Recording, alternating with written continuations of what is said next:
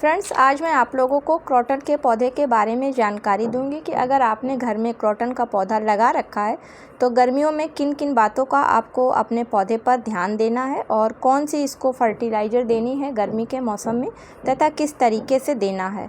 इसके अलावा गर्मी में क्रोटन के पत्ते जलने क्यों लगते हैं, इसके पीछे क्या कारण होता है। तो चलिए फिर वीडियो की शुरुआत करती हूँ। नमस्कार दोस्तों, मेरे YouTube चैनल पर आप सभी लोगों का हार्दिक स्वागत है। फ्रेंड्स, क्रोटन का पौधा सबसे अच्छा और खूबसूरत हाउस प्लांट में एक पौधा माना गया है। इसकी रंगीन पत्तियाँ अलग अलग शेप की होती हैं जो देखने में काफ़ी खूबसूरत लगती हैं। क्रोटन को सबसे अच्छा इंडोर प्लांट्स में एक माना गया है। क्रोटन प्लांट्स, जिसे कि गार्डन क्रोटन के नाम से भी जाना जाता है, और फ्रेंड्स ये अपनी बोल्ड और चमकीली पत्तियों के कारण पहचाना जाता है। तो कुछ छोटी छोटी बातों का अगर इसकी देखभाल करने में ध्यान दिया जाता है तो गर्मी में क्रोटन का पौधा ख़राब होने से बच जाता है, क्योंकि फ्रेंड्स अक्सर गर्मियों में तेज़ धूप होती है और मौसम भी काफ़ी गर्म होता है, जिसकी वजह से क्रोटन का पौधा अक्सर ख़राब होने लगता है। इसकी पत्तियों का रंग हल्का हो जाता है तथा पत्तियां बिल्कुल बेजान सी नज़र आती हैं। तो पौधे को बेजान होने से किस तरीके से हम बचा सकते हैं, चलिए आगे देखते हैं।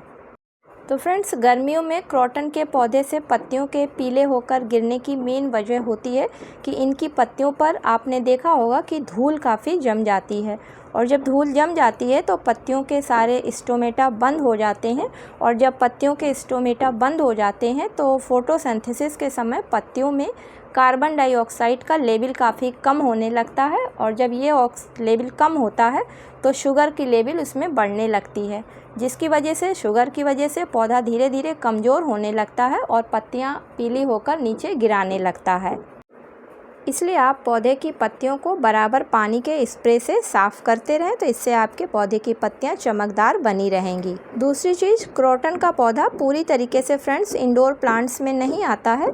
इसे धूप की भी ज़रूरत पड़ती है, इसलिए गर्मियों के मौसम में आप इसे अगर लॉन में रखे हैं तो किसी बड़े पेड़ के नीचे रख दें, या फिर आप बालकनी में या टेरेस में ऐसी जगह रखें जहां पे इनके ऊपर डायरेक्ट धूप ना पड़ती हो, क्योंकि गर्मी के मौसम में अगर खुले में आप अपने क्रोटन के पौधे को रखेंगे तो इनकी पत्तियां जलने लगती हैं और पौधा ख़राब होने लगता है, क्योंकि क्रोटन की पत्तियां 30 डिग्री सेल्सियस के ऊपर टेम्परेचर जाने पर किनारे की तरफ से जलने लगती हैं। साथ में अपने पत्तियों का रंग भी खोना ये शुरू कर देती हैं। इसी वजह से गर्मियों में आपने देखा होगा कि क्रोटन की पत्तियों का कलर काफ़ी डल हो जाता है। तीसरी चीज़, गर्मी में क्रोटन के पौधे को ख़राब होने से बचाने के लिए इसकी मिट्टी में हमेशा नमी बनाकर रखें। मिट्टी को बिल्कुल भी सूखने ना दें, क्योंकि गर्मी के मौसम में मिट्टी बहुत जल्दी सूख जाती है, जिसके कारण क्रोटन की पत्तियां आपने देखी होंगी कि काफ़ी डल सी हो जाती हैं। तो फ्रेंड्स, इनकी पत्तियों को पानी की ज़रूरत है, तो आप उसको इस तरीके से पहचानें। अगर आपके पौधे की पत्तियां नीचे की तरफ थोड़ी सी झुकी हुई हैं तो आप समझ लीजिए कि आपके पौधे को पानी की ज़रूरत है, तो आप अपने पौधे को तुरंत पानी दे दें।